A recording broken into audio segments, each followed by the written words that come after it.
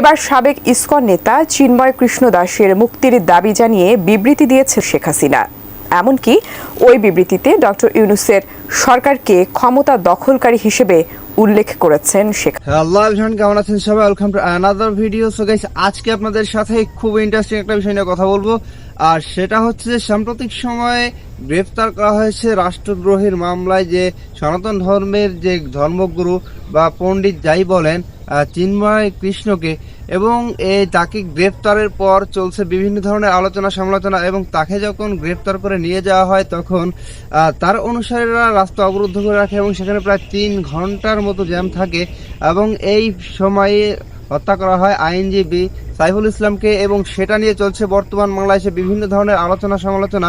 এবং এই বিষয়টা সম্পর্কে বাংলাদেশের অন্তর্বর্তীকালীন সরকার থেকে বাংলাদেশের প্রত্যেকটা স্তরের মানুষই কথা বলেছে এবং জানিয়েছে তাদের মতামত, এবং বাংলাদেশের অধিকাংশ মানুষের মতামত সেটা হচ্ছে যে আইনজীবী সাইফুল ইসলামকে যারা হত্যা করেছে বা এই হত্যাকাণ্ডের সাথে যারা জড়িত, তারা চিন্ময় কৃষ্ণে যে আছে এই সনাতন ধর্মের যে ধর্মগুরু বা পণ্ডিত যাই বলেন আপনারা, তার অনুসারী যারা, তাদের কথা বলছেন।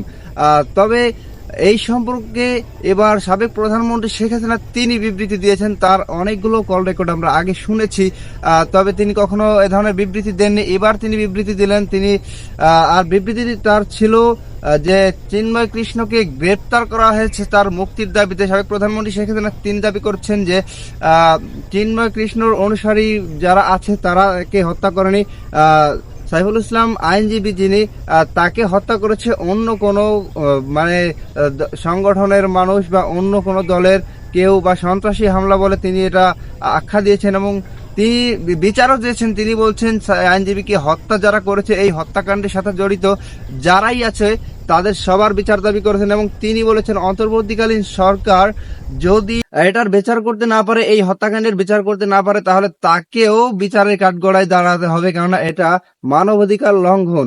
তো মূল যেই কথাটা হচ্ছে সেটা হচ্ছে যে বাংলাদেশের অধিকাংশ মানুষ বিশ্বাস করে বা মনে করে যে আইনজীবী সাইফুল ইসলামকে হত্যা করা হয়েছে এটা সম্পূর্ণই যে চিন্ময় কৃষ্ণ আছে তার অনুসারী যারা আছে তারা করেছে। তবে সাবেক প্রধানমন্ত্রী শেখ হাসিনা তিনি এখানে অন্য কিছু বোঝাতে চেয়েছেন। তো আমরা জানি যে বাংলাদেশে এই আইনজীবী সাইফুল ইসলামকে হত্যা করা নিয়ে বিভিন্ন ধরনের আলোচনা সমালোচনা, এবং এই হত্যাকাণ্ড সম্পর্কে অনেকেই কথা বলেছেন। আমরা দেখেছি যে সমন্বয়কেরা কথা বলেছেন, বাংলাদেশের হেফাজত বা অন্যান্য ইসলামী দল যতগুলো আছে তার নেতারা কথা বলেছেন, অনেকেই অনেক ধরনের মন্তব্য করেছেন। তো গাইস, কথা না বাড়িয়ে চলে যাবো আমরা সরাসরি স্ক্রিন, এবং বিস্তারিত থাকছে সম্পূর্ণ ভিডিও জুড়ে। আওয়ামী লীগ ক্ষমতাচ্যুত হয়েছে প্রায় 4 মাস হতে চলেছে।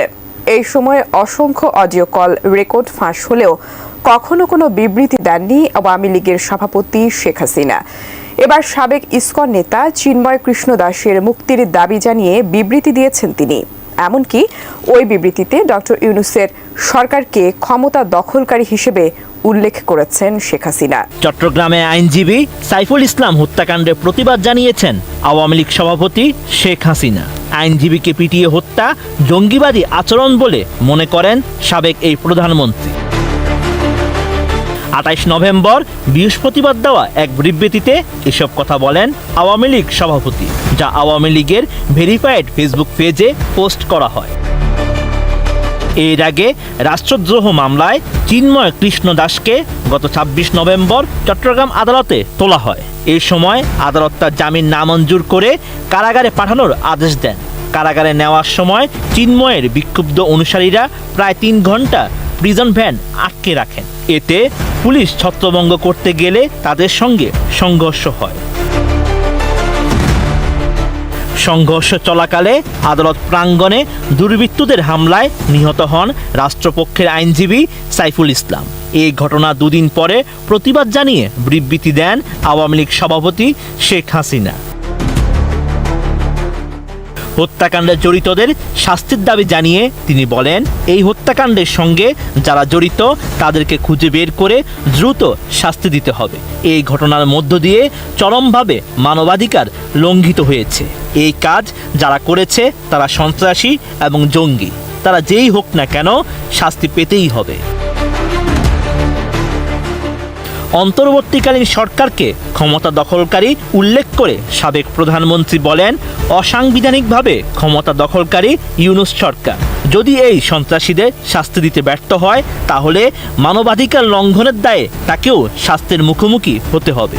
এছাড়া দেশবাসীকে সন্ত্রাস ও জঙ্গিবাদের বিরুদ্ধে ঐক্যবদ্ধভাবে রুখে দাঁড়ানোর আহ্বান জানান তিনি। এই সময় চিন্ময় কৃষ্ণ দাসকে অন্যায়ভাবে গ্রেপ্তার করা হয়েছে বলে দাবি করেন শেখ হাসিনা। বলেন, সনাতন ধর্মাবলম্বী সম্প্রদায়ের শীর্ষ নেতা চিন্ময়কে অবিলম্বে মুক্তি দিতে হবে। সব সম্প্রদায়ের মানুষের ধর্মীয় স্বাধীনতা ও জানমালের নিরাপত্তা নিশ্চিত করতে হবে। সাবেক প্রধানমন্ত্রী বলেন, আওয়ামী লীগের অগণিত নেতাকর্মী, ছাত্র জনতা ও আইনশৃঙ্খলা বাহিনীর সদস্যদের হত্যা করার পথ চলছে হামলা, মামলা ও গ্রেপ্তারের মাধ্যমে হয়রানি। এসব নৈরাজ্যবাদী ক্রিয়াকলাপের তীব্র নিন্দা ও প্রতিবাদ জানান তিনি। তো গাইস, আপনারা সম্পূর্ণ ভিডিওটি দেখলেন এবং এই ভিডিও সম্পর্কে আপনাদের মূল্যবান মতামত অবশ্যই কমেন্ট বক্সে জানিয়ে যাবেন। দেখা হবে আপনাদের সাথে অন্য কোনো ভিডিওতে। ভালো থাকবেন, সুস্থ থাকবেন। আল্লাহ হাফেজ।